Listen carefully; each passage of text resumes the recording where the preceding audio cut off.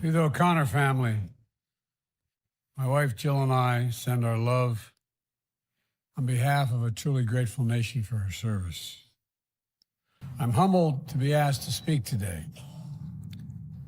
To the members of the clergy, the Chief Justice, Justice of the Supreme Court, past and present, members of the bench and bar, members of the Congress, distinguished guests, and fellow Americans. More than 40 years ago, on a Wednesday in September 1981, the Senate Judiciary Committee came to order. I was the ranking member of that committee, and the day's business was momentous. The nomination of Sandra Day O'Connor to become the first woman in American history to serve as a Supreme Court Justice on the United States Supreme Court. Announcing her nomination earlier that summer, President Reagan described her as, and I quote, "a person for all seasons."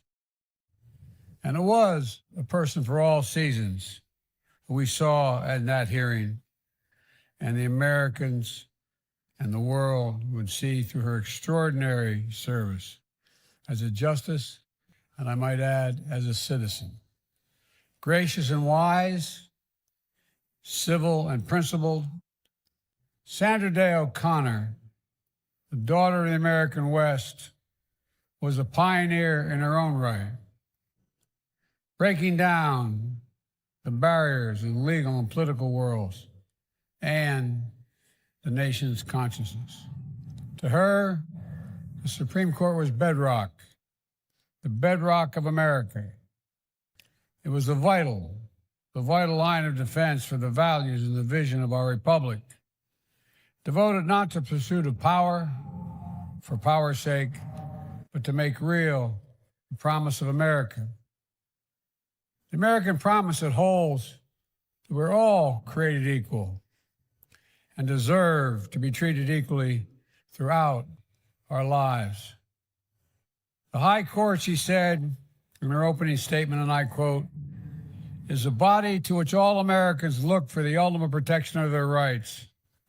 It is the United States Supreme Court that we all turn when we seek that which we want most from our government, equal justice under law," end of quote.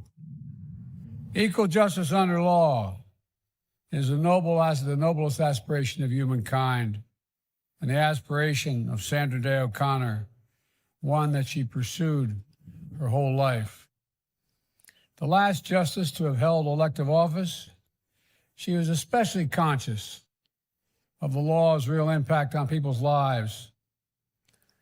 One need not agree with all her decisions in order to recognize that her principles were deeply held. Such attributes under such pressure and scrutiny helped empower generations of women in every part of American life, including the court itself, helping to open doors, secure freedoms, and prove that a woman can not only do anything a man can do, but many times do it a heck of a lot better. Excuse my language, folks. Beyond the bench, Justice O'Connor valued the civic life of the nation, in our schools, in our community centers, in families, and in our friendships. Yes, America is the land of rugged individualists, adventurers, and entrepreneurs. But she knew no person is an island. In the fabric of our nation, we're all inextricably linked. And for the America to thrive, America must see themselves not as enemies, but as partners in the great work of deciding our collective destiny. That's the essence of our national experience, the sacred cause of democracy she devoted her life to, one that we must continue. I'll close with how she closed her opening statement on that September day 42 years ago. She spoke about the power of family. Family being the hope of the world, the strength of community, the relationship between ourselves and generations that follow. To her sons, Scott, Brian, and Jay, how she admired your intellect. And you may recall that hearing your sense of adventure.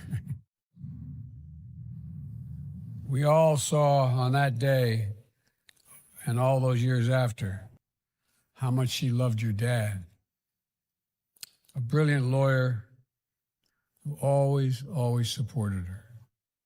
To the entire family, including the grandchildren, I know how hard all these years have been to watch a disease that robbed them both and all of you of so very much. But I hope you hold on to what is never truly lost. The love both of them had for you, the love you had for them. A love they shared so freely, and a love you returned with equal devotion. What a gift. What a gift. And I hope you find comfort in another profound consequence of her service. The countless families that she helped by speaking so openly about your family's experiences. It matters. In that opening statement on that day in September, she mentioned how your parents got married in December. Here we gather today, a day before it would have been their 71st wedding anniversary. I know the anniversaries and the birthdays, the moments big and small will be hard without them. But as the saying goes, memory is the power to gather roses in winter. I hope you find the strength in knowing that your mom and dad are together again this December, gathering roses in winter once again as great Americans, both great Americans for all seasons. May God bless Sandra Day O'Connor, an American pioneer.